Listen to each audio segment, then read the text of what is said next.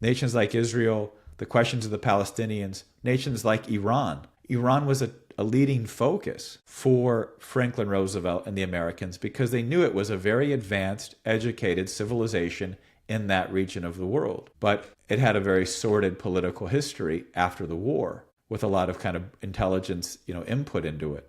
But the point is that one of the reasons why we now are coming back to this question, why it's so important for President Trump to come back to this discussion of a new Bretton Woods, is because I would say the most pressing issue is to avoid a World War III, which is really, if it explodes into a full kinetic World War III, but we will say it started no later than 2022 with the Russia-Ukraine war. Hello and welcome to Take Control of Your Liberty with Scott Tregurtha, where we help critical thinkers by giving you the most true and accurate information we can find, which they should be giving you on mainstream media, but are not. So you can decide for yourself and take control of your liberty, your freedom, and your future. And now, here is Scott Tregurtha.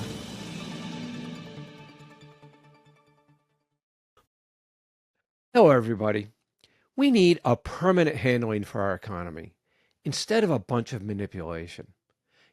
Raising the rates, lowering the rates, raise the demand, lower the demand, raise the supply, lower the demand, and on and on. Well, the fact is, we've already had solutions until some ill-intentioned oligarchs manipulated our politicians to slowly and covertly get rid of them. Like they've been doing to this country ever since the American Revolution. I think you're really going to learn something from today's guest. Today we're having back Mike Steger, chairman of an economical, education, and political activist group, Promethean Action. And Mike is going to tell us something about our economy, and very important to Trump, his administration, and we the people, whether we know it or not. And that's the purpose of today's talk. That is, we need to know about this so we can do something about it. The topic I'm referring to is the Bretton Woods Agreement, which is an agreement made back during the World War II period. The purpose of which was to break up the old imperial system, changing the world structure into nation states, helping the U.S. and other nations to industrialize, becoming good trading partners with good, stable, fixed exchange rates, dollar-based, on the gold standard, limiting speculation and encouraging manufacturing for all trading partners, and thereby creating a great economy worldwide. And this actually happened. We thrived for years since the signing of Bretton Woods. But as usual, the oligarchs crept in. Well, let's hear what Mike has to say about it. Okay, Michael, welcome back to Take Control of Your Liberty. Hey, thanks, Scott. Good to see you. Good to see you. So today we want to talk about Bretton Woods, what it was, the new one, why do we need a new one, the whole bit, because I don't think a lot of people know about this thing. And I would really love to tear it apart too, so I know about it a lot better than I do. Sure. So why don't we start with the obvious question: what is Bretton Woods? Well, literally, Bretton Woods is a small village up in the hills of New Hampshire. So, it was it's an old ski resort, old like 1920s kind of big hotel up there on Mount Washington. And this is where in 1944, largely instigated by the British and Americans, they wanted to set up a post-war monetary system and a post-war trade system. And part of the incentive was not just the post-war, that was certainly on the minds of the British. The British are obsessed as early as 1941, when the war has barely I mean, the war hasn't even been close to won at that point. But the British are already focused on maintaining the British Empire, their sterling system, which is basically that the pound sterling, the British currency, is the dominant currency in the Commonwealth, in the colonies, in India, in South Africa, which are some of the bigger, locations. And they want to make sure they maintain that, but they already are aware. People like John Maynard Keynes and the British kind of economists are already well aware that they're going to be devastated. Their entire economy is going to be depleted. It's been bombed to pieces by the Nazis. And given their lessons, I'm sure, from World War I, loss of soldiers, they're going to need time to rebuild. So they're trying to figure out, how do we get resources to rebuild? How do we benefit from the U.S. capabilities? Because we're already mobilized by 41. And, our industrial capability, they've been over since 1939, 1940. The British have, to kind of use our manufacturing base. So, what was it? Packard, or one of the car companies, was building Rolls-Royce, airplane engines, Right. as part of supporting the British. And so they're just obsessed over, how do we maintain our global dominance? How do we maintain our empire? How do we maintain a currency system? From the American perspective, it's entirely different. And this context is really the most important key to Bretton Woods and what's happened since. So the British are obsessed on that, maintaining their colonies, maintaining their pound sterling, maintaining their economy, and trying to rope the post-war system, because they know the United States is now going to be a dominant power. How do they rope the United States into this British system? So what Keynes presents is an international currency union, the ICU. Sometimes it's called an international clearing union, but really Keynes is pretty explicit. This is an international currency union. It's almost explicitly built up and structured the way they ended up creating the European Union, over a single monetary that was initially a trade bloc and exchange rates, but ultimately you get it into a currency union with the euro. You get a European central bank that dominates that process, and all of a sudden, all the nations of Europe have lost sovereignty. That's very much in the original writings of the British papers. So that's what the British are focused on. They think that they can maintain their empire, maintain their colonies, maintain the strength of their currency, maintain London as the global financial center after the war, and they can rope the United States into supporting their reconstruction, while they also rope the United States into giving up its sovereignty. Churchill says, before Roosevelt's even dead a year, in March of 1946, 9 months after, we're talking today on Victory Day, 9 months, 10 months from Victory Day, Winston Churchill goes to Missouri. Iron Curtain speech, he explicitly says the United States should join the English-speaking Commonwealth. We should join the British Commonwealth. It wasn't just an anti-Soviet. It was, the way we're going to fight the Soviets is to bring the United States now power and capability into the British Empire. That was, so this, I'm not, it's Didn't not we hard. have a war to make it go the other way? We did. We had a war. Ago, we right? had a war. And that was, that's what's been lost in American politics. It's now coming back. So that's the British idea of what the Bretton Woods should be. And the American perspective was led by a guy named Harry Dexter White, who basically rises in the Treasury under Roosevelt's, 3 terms. And what shaped Harry Dexter White and what shaped a lot of the American outlook was the United States had a similar concern. Well, had concerns related to, not similar, but concerns related to the outbreak and expansion of the war. That part of both the American and British concerns were, because they're meeting in 1944 before the war is even over. Are they meeting before Normandy? It could be. Can't recall the date exactly, but Normandy is planned, the invasion. But both nations are concerned that we've got to hold the allies together. We've got to give nations a sense that we're going to establish something post-war that will give them incentives to fully commit to fighting the war now, to supporting our nation's efforts. So from an American perspective, explicitly, for the British, this was, I mean, they were just massively dependent on food and resources from India during the war. So India actually has famines during the war because they're supplying. So, but this is how the British are just concerned. We've got to give these nations promises. I mean, for the British, it would probably be empty promises.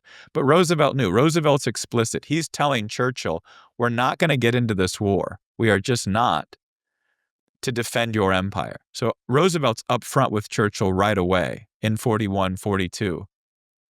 We're not doing this to bring back 19th century methods. And Churchill will scream, what about the Philippines?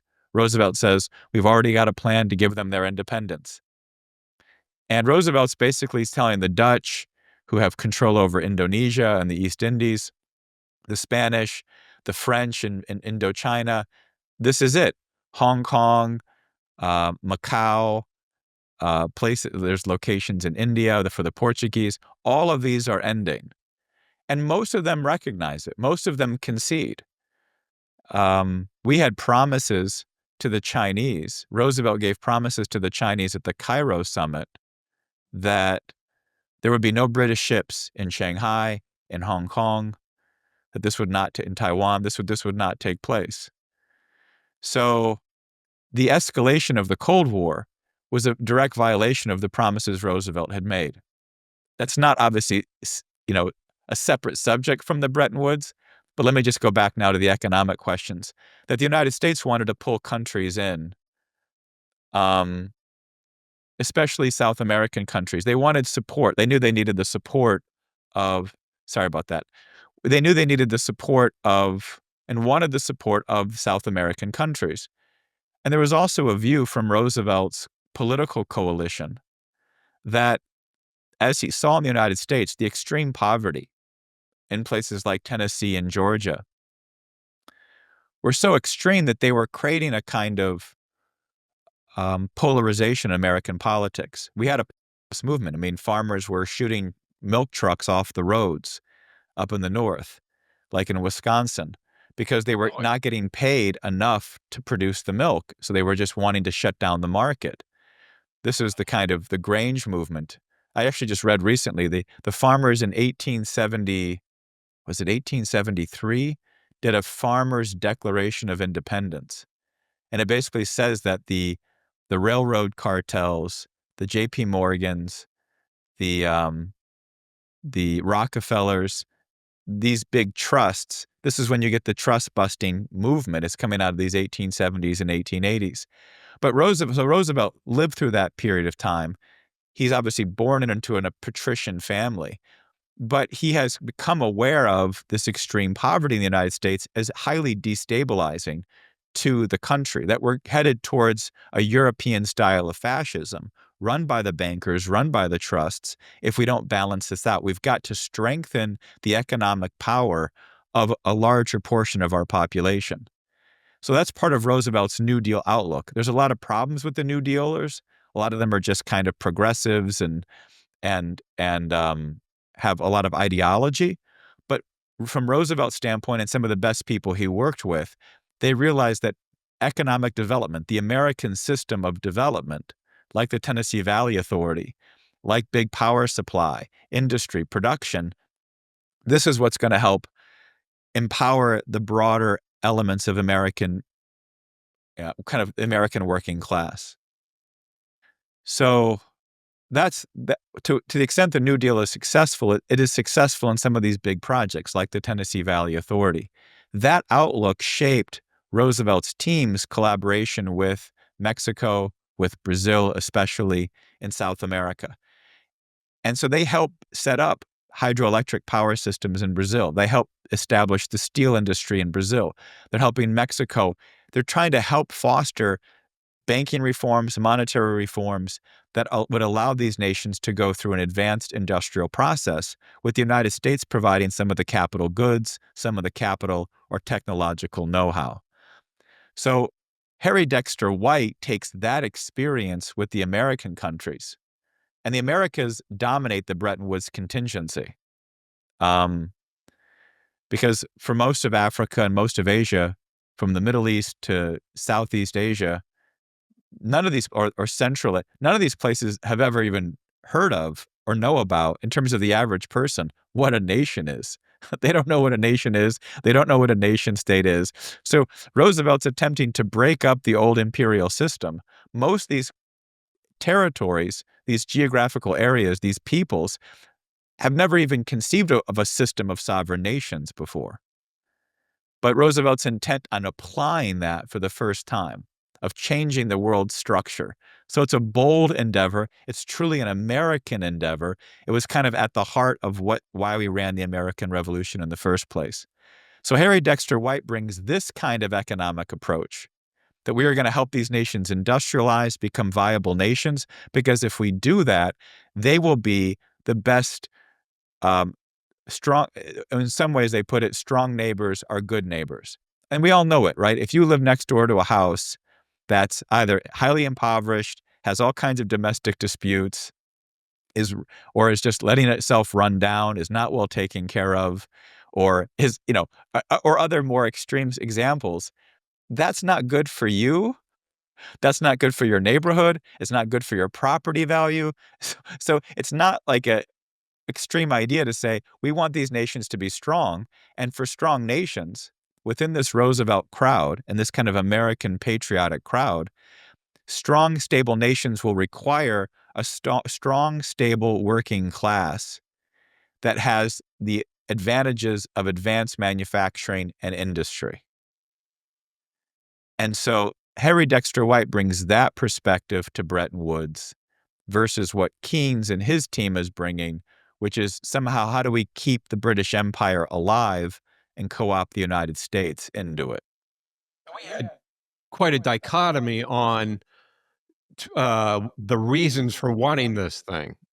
Totally, completely different. And understandable, right? The British strength and power, their ability for massive resources, the strength of their currency as a global trading currency, the strength of London as an international banking powerhouse, what fuels a lot of their manufacturing industry. One thing that's worth keeping in mind, Britain is an advanced industrial and scientific economy at this time. We think of Britain as kind of this deindustrialized zombie zone of running kind of a financial empire. And they were still running a financial empire, but they were able to develop and produce the first jet engines and jet planes before the United States were. The advanced auto sector, advanced scientific research, nuclear capabilities and research. So this was back then, right? This is back then, yeah. At the time of the war, they were a major industrial powerhouse, but a lot of that hinged upon their control of a lot of cheap resources or their advantages extended from this control of trade. They had a monopoly of trade within their empire. The French had a monopoly of trade within their empire, and there was a currency basis for that, the franc or the pound, other restrictions, shipping capabilities, but they had access to these areas, and that gave them advantages to their own national strength as the United Kingdom. They want to maintain that. The United States wants to maintain its outlook of power and strength, which has come from this American system of industrialization and development. So those two schools are directly clashing. There's other elements. Keynes is also like this modern liberal. He's got a whole new view, which as an outlook is going to then deindustrialize Britain. So it doesn't, Keynes's outlook is just rabidly imperial. It will be very detrimental to the British people. But Keynes's arguments and the arguments at that time in Bretton Woods there's still a sense of the UK as a great global power, just in the UK, just because of its industrial and scientific strength. It's just worth noting that because things have changed so much. So that was back then. Now, so who initiated Bretton Woods? Oh, I think that's the a good agreement? question. I don't know the answer to that in terms of who initiated what. I mean, there's obviously discussions very early on. Part of this was the Atlantic Charter that became the United Nations. But the Atlantic Charter that Roosevelt had organized, I think they were on a ship off the North Atlantic. He and Churchill met and carved out this Atlantic Charter. And part of Roosevelt's insistence is that nations will be given their ability, the power for self-determination. So, this kind of disagreement between the two is already there. And eventually, by 1944, there's a sense that we've got to start to build together a Bretton Woods. I don't know who initiates it per se. Right, but one way or the other, we all come together at this Bretton Woods hotel in New Hampshire, right? Yep. Yeah, and the agreement was named the Bretton Woods Agreement. So, regardless of who initiated it, how we came together, we did come together. And what did the agreement wind up being, basically? It was predominantly governed by what the United States team had an interest in. That instead of creating anything like an international currency union, the core element of the Bretton Woods was the concerns of the developing nations to have stable investment environment. And that stable investment environment meant, one,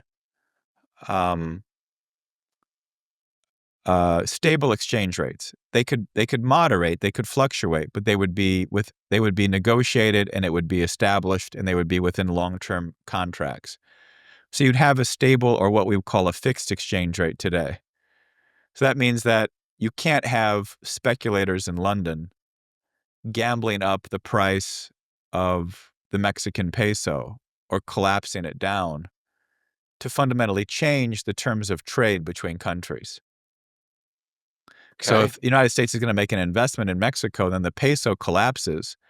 Well, then the peso to dollar agreement that they had in the investment policy either is going to injure the United States because you're not going to give enough pesos, or is going to injure Mexico, and they're going to have to give a super ton more, a multiple more of pesos. And so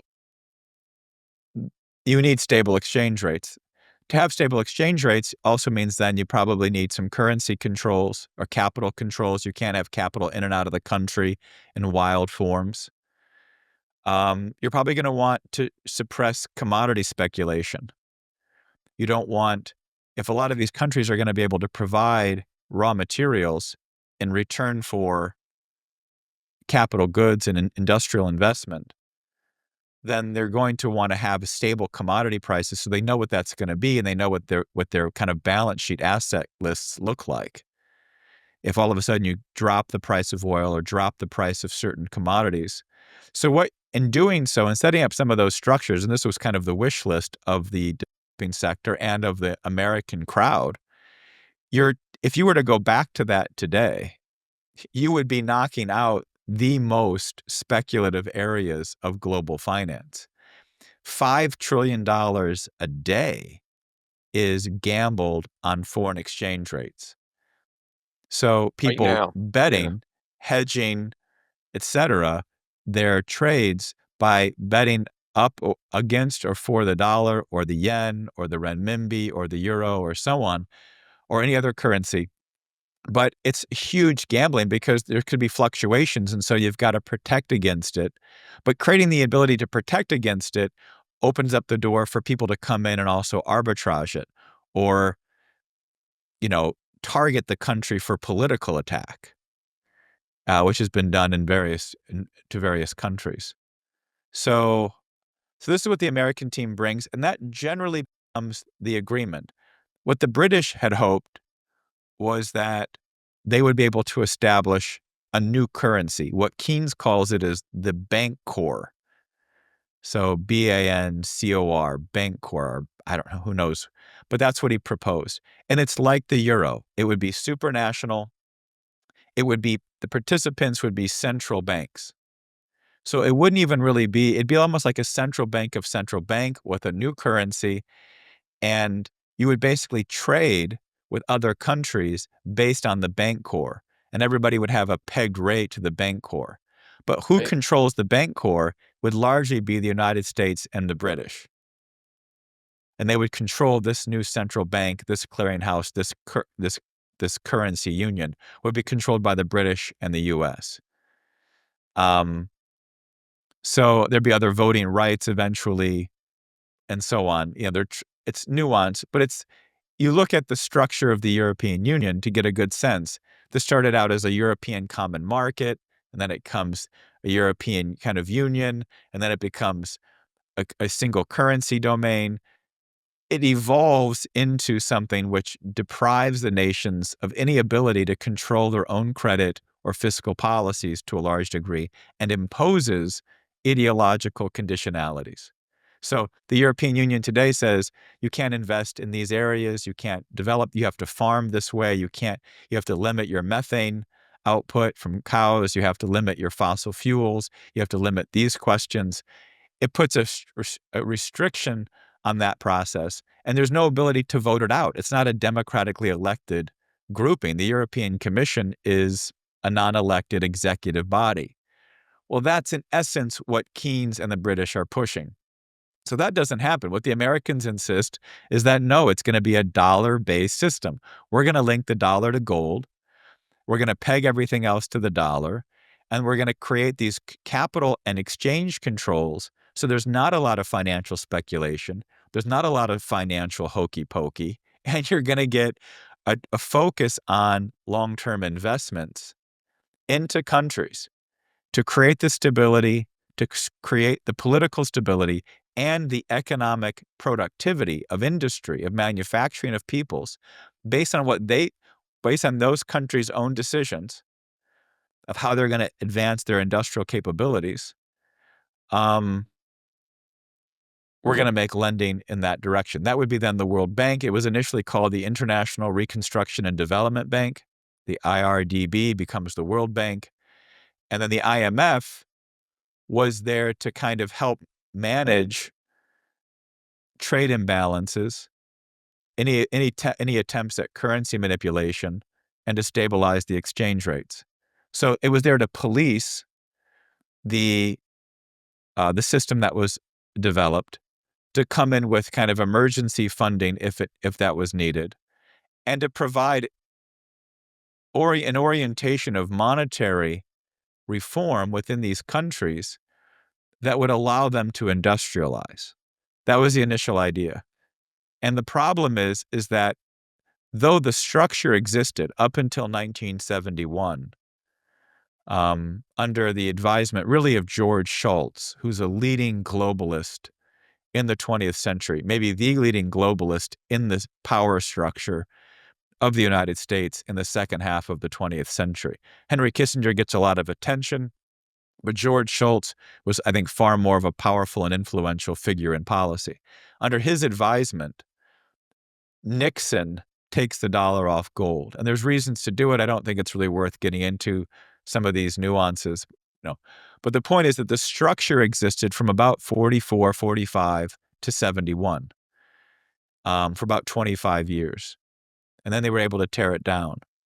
We did well by it, right? The world did well by it, correct? The world, if you look at the level of manufacturing and development, of industrial development and increasing stability of what we're, again, just to emphasize, that's why I made the point earlier, the nations of Africa, the nations of Southeast Asia, the nations of the Middle East, none of them existed to a large extent. And maybe Egypt a little bit. There's some examples of more nation versus not. But in general, the idea of escaping colonialism is fine in theory, but you had to make that real. And there was real improvement. At the same time, it was very clear that when Roosevelt died, Truman's brought in top Wall Street guy to run the IMF and World Bank. Or one was a Belgian who ran the IMF, but he was a Wall Street, London finance guy, old guard. and then eventually brought in top Wall Street lawyers and bankers to run the World Bank. And just to make, Harry Dexter White was to be appointed by Roosevelt to run the IMF. So you were going to have a guy that was directly connected to this American tradition, who had lived it and breathed it, running one of these institutions. That really didn't happen under Truman. It was a Wall Street, London crowd that then ran it. So the potential of it, even though it was largely successful for much of the world, was already being undermined internationally. And at the same time, those same political forces were undermining the United States' own economic policies. So by 71, the thing breaks down. The world is better. These nations have now arisen. You've got some stability. Of course, you've got the Vietnam War. There's all kinds of other things happening. But that sets the stage for kind of where we are today, which is a world very much of nation states. We are no longer a world of colonies or empires. The British no longer have an empire and no longer have really much of a productive industrial economy. France has been torn to pieces. These are problems. You take an area like Israel. I think this to me is a good example because we know it's so politically unstable. It's got so much political extremeness to it. But in Israel, like in 1960, during this Bretton Woods era, 30% of its population was employed in manufacturing. And if you expand that out to then productive or industrial work to support manufacturing, it's probably 40, 50+% involved in productive work to maintain the self-sufficiency of Israel. Well, today, that's about 10%. Right. The United States is now under 10%. We were near 30% also. And what happens is that you get, like in Israel, the left, the Labor Party in Israel, which is the one more interested in solving problems and working with the Palestinians and solving some of these issues, has been collapsed. It's turned into a bunch of kind of queers in Tel Aviv with no real political backing. And largely the government is up in the hands of people who are hardcore Israeli nationalists, but with no economic orientation of industry or production or manufacturing. It's a kind of old world nationalism without the sense of development, without the sense of a stable working class that's based on production and industry. And so the breakdown of Bretton Woods, the inability to fulfill the Bretton Woods, it underpins a lot of the crises we see in the world today, especially like in the Middle East, where if that had continued, where we could have developed strong and vibrant nation states, nations like Israel, the questions of the Palestinians, nations like Iran. Iran was a leading focus for Franklin Roosevelt and the Americans because they knew it was a very advanced, educated civilization in that region of the world.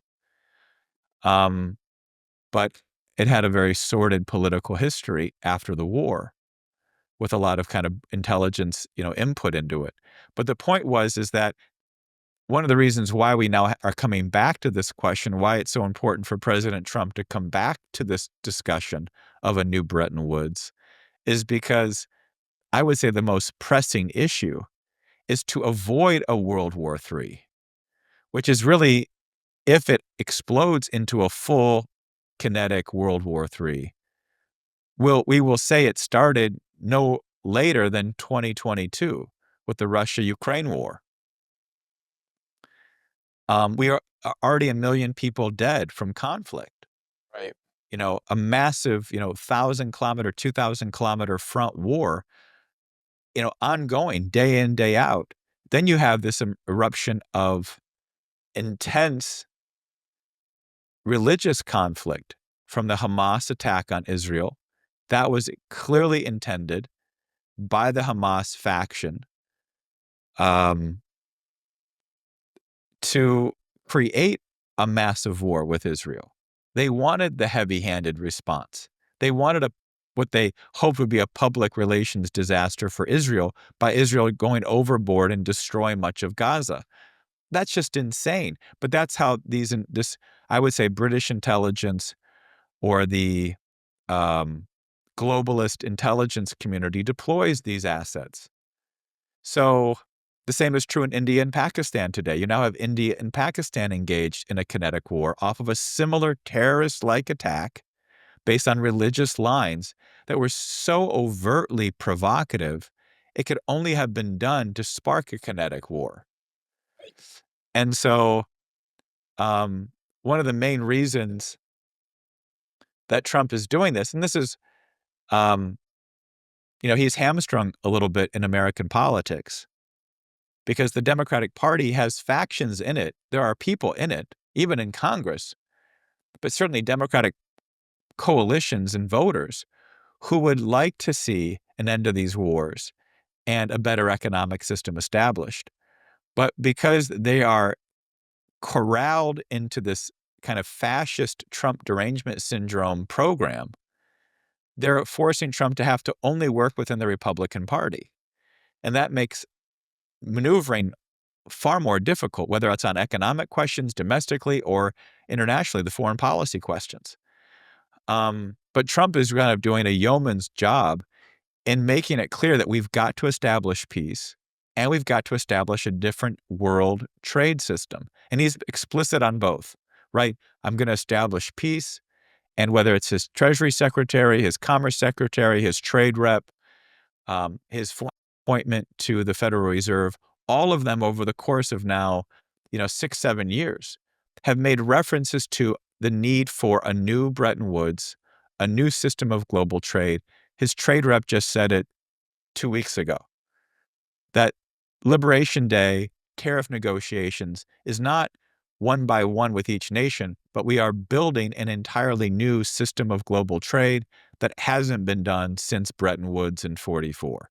They're explicit. He used the words Bretton Woods? Well, the trade rep didn't. The trade rep said the first time since World War II. But the Treasury Secretary, Scott Bessent, has been explicit that he's a student of the Bretton Woods. He studied this. He's taught it at Yale.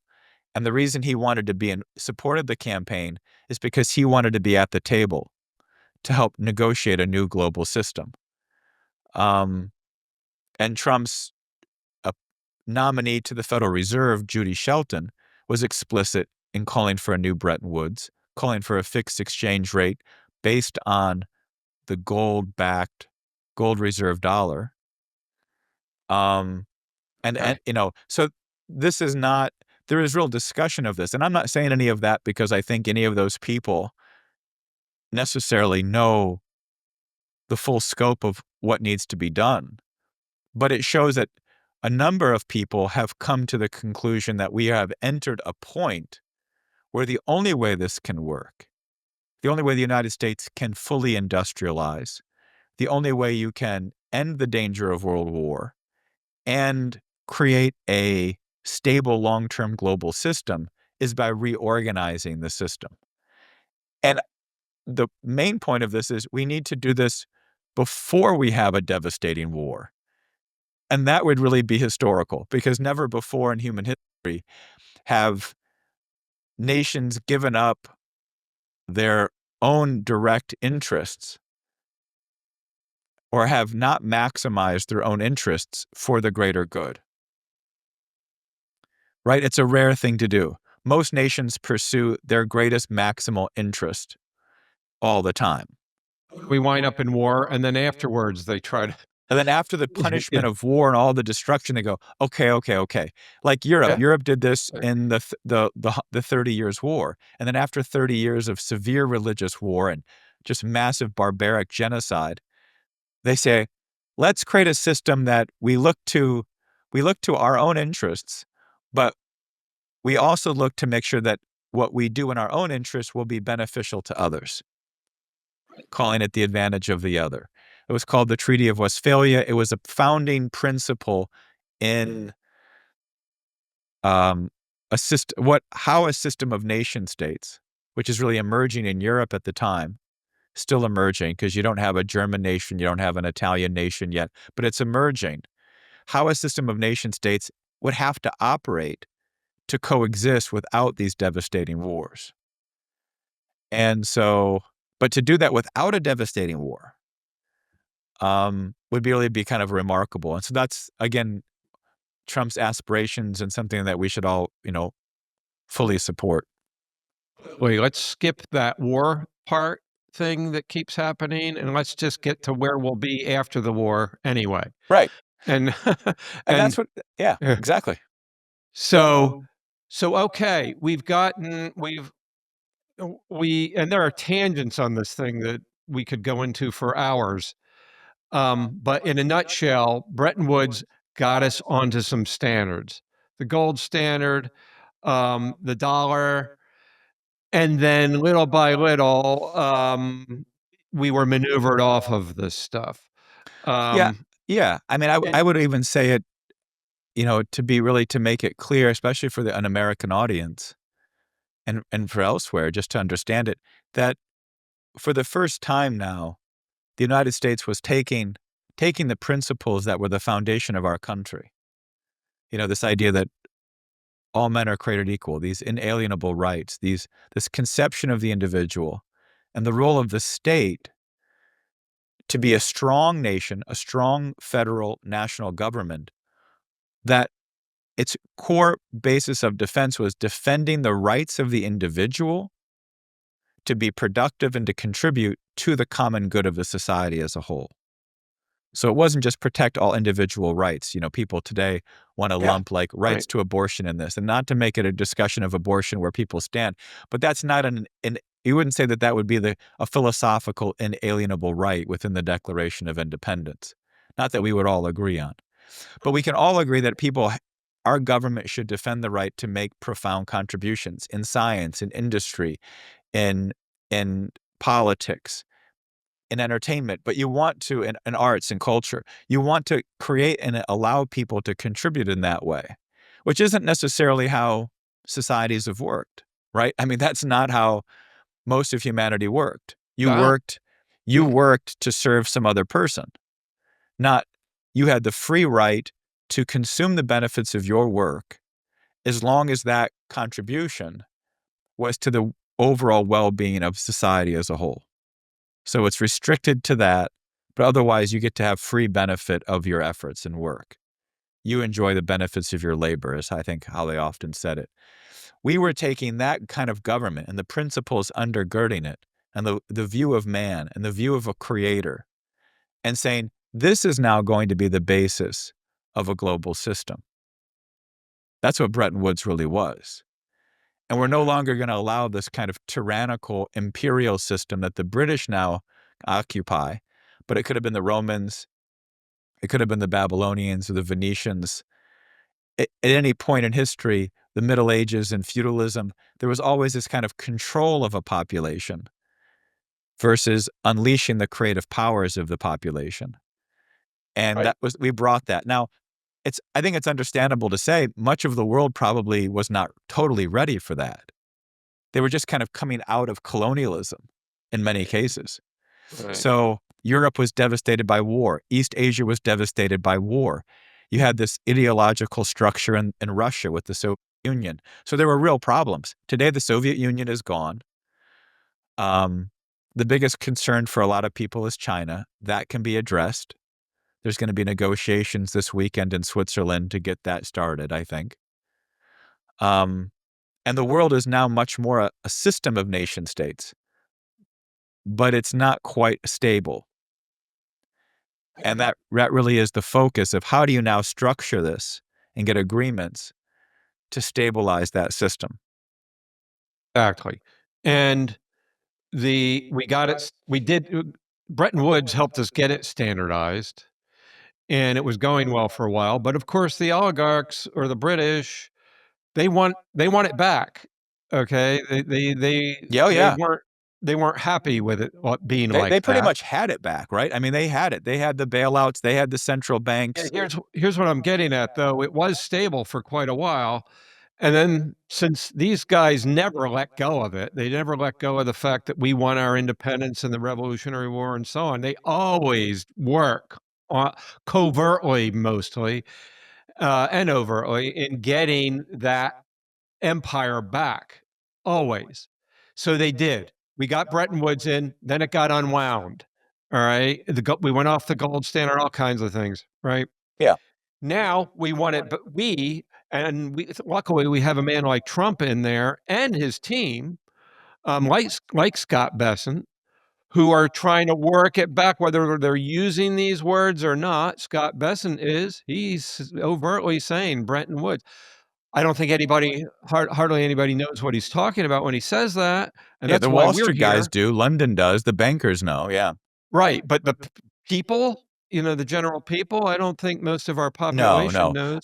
Yeah. And that's why we're doing this interview right Right. now. Exactly. Yeah, So- because the people need to know what the terms of the fight are. We need to know. It's kind of like you might know the difference between Republican and Democrat, but do you know what the alternative is to globalization?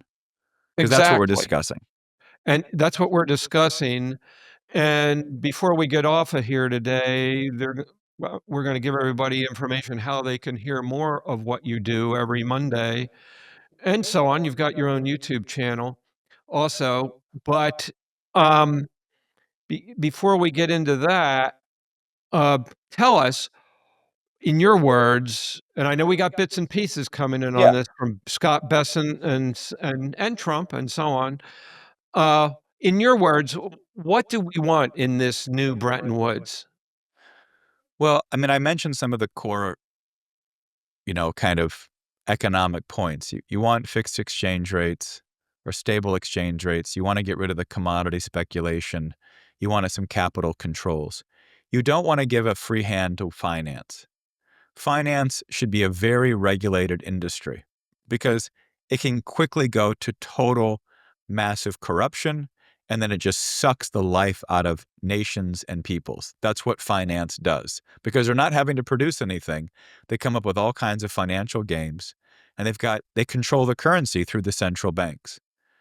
So globally, you want to set up some basic structures that then would allow nations to target their own central banks. And there's actually, Senator Rick Scott has introduced legislation going after and looking to restrict the activity of the Fed. So it wouldn't be a total restructuring. It would give them an inspector general. It'd be like an auditor. I mean, it would begin to put some controls and undermine the Fed, the Fed's power and autonomy, which is important. The bankers love its autonomy because the bankers control the Fed. The whole point of restricting the Fed's autonomy is to put it under the guidance of Congress and the president, people we elect to office. Right. So that's one thing we want. Yeah. So that's the basic structure of what a new Bretton Woods would be oriented towards. It would be oriented, and this is the problem. For someone like Harry Dexter White, he knew what an industrialization looked like. He lived through the 12 years of Roosevelt. He saw the ups and downs, but he saw where the great success was. And he saw then when you were really when the bankers, see, this is the thing people may not know. The bankers really resisted Roosevelt's effort to industrialize the U.S. economy with electrification, with modern infrastructure, with modern manufacturing during the Depression. So Roosevelt did a lot, but the private banking and the Federal Reserve really did not want to get behind him until it was clear that we were going to war. And then they let loose. And they opened up the credit lines, they opened up the federal budget, the debt levels. Back then it was no debt. Today it's just infinite debt, different kinds of operations, different pendulum swing. But the bankers tried to restrict it, but Harry Dexter White saw the benefits they could make in core investments into things like power supply, hydroelectric, and then he saw the rapid advancements of the scientific and industrial and manufacturing base once you opened up the floodgates.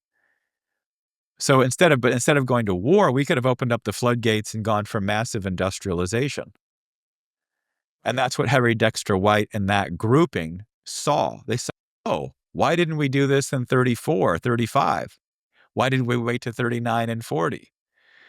So, but does Scott Bessent, do these guys really have a sense of that? It's not living today. So they know it theoretically. They know it in broad structure. this is the challenge. This is why the American people need to kind of come to terms with this fight. It's going to be a prolonged fight. This is not going to be resolved quickly. And the point is, even if Trump can get a structure in place, that structure is going to be less stable. So say he gets a new Bretton Woods. Say he gets broad, comprehensive trade agreements that all align with a new Bretton Woods kind of structure. Some people are even saying he should bring everybody down to Mar-a-Lago or down to Miami, Palm Beach, and have a Mar-a-Lago agreement, like a Bretton Woods agreement. Fine, put it wherever you want. Yeah. And bring these nations together. Even if Trump does that, it lasted 25 years the last time we implemented it. And that was with an America that was heavily industrialized, with people that had a sense of what that meant. Today, we're going to be building it, but most of us have never lived in a massive industrialization process. We've lived deindustrialization. And so this is going to be a prolonged political fight to make sure we can develop and foster this kind of system and foster our development. And I think one of the things that Trump can do, and probably is doing, and you're right, Trump doesn't talk about this, and he's not going to, because it would just give the enemy more room for attacks, if he talked about it publicly. Trump can go to a nation like South Korea or Japan or China. They all have major problems, like severe problems. Their populations are under-reproducing. Almost all of them may be at 1 or lower in terms of fertility rates. You have to be over 2 to be reproducing. South Korea is like 0.7. Japan's maybe over 1. China's maybe a little over 1.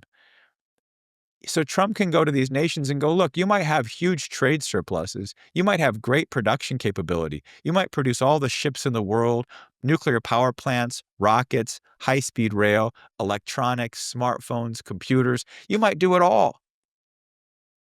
How's your nation doing? It's dying. It's collapsing. And that's the intended effect of globalization.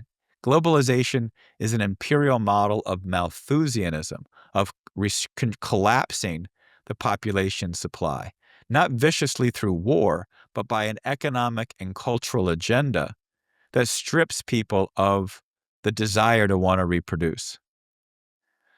And so going to these nations and saying, we need to build a new system that fosters vibrant cultures and vibrant nations.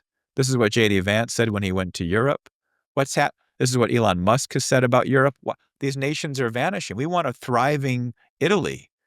We don't want just a museum with, a ghost town, like during the dark ages of Italy, the 700s, 800s, Rome is practically abandoned.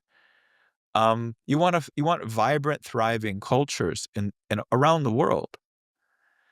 And so there's a kind of sense that the new system is going to be a cultural project, a commitment to a thriving civilization on planet Earth. And that's where you get this. It's not just an industrialization for the United States to take on China. A lot of people want to make it that way. We need to rebuild and reindustrialize to take on China. It's much more got to be about developing our nation with a much higher mission than just national security or defending against China and its dumping of cheap products and cheap goods.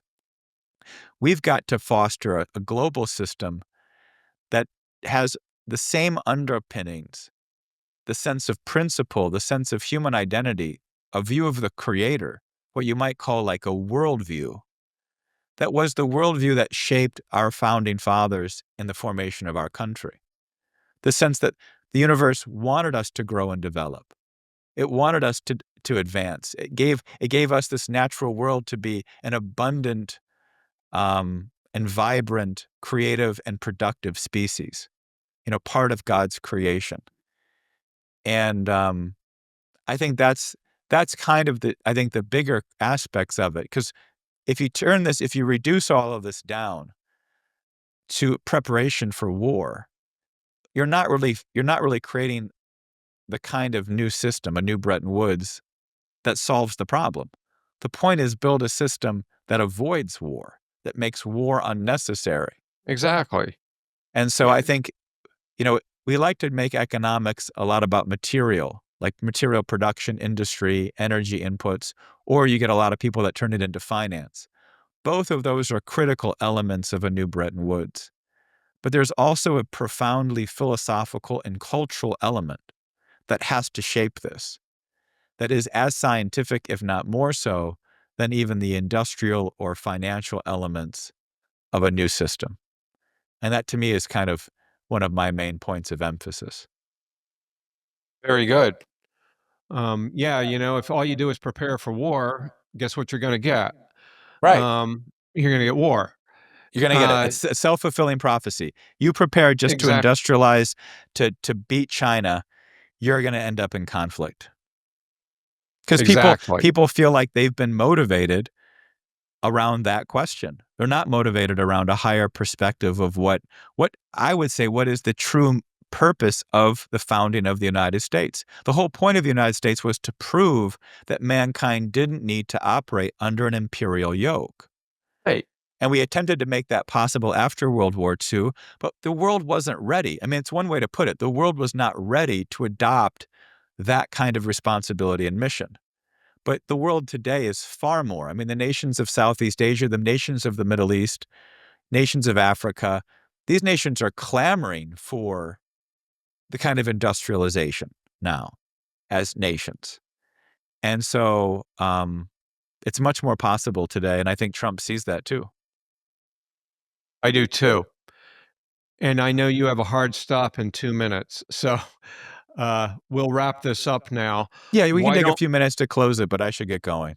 Yeah, sure. And what I wanna do is, this is this is not a tiny subject here, and there's more to be said and more to be known. And that's what you're gonna be going into on your Monday night discussions, correct?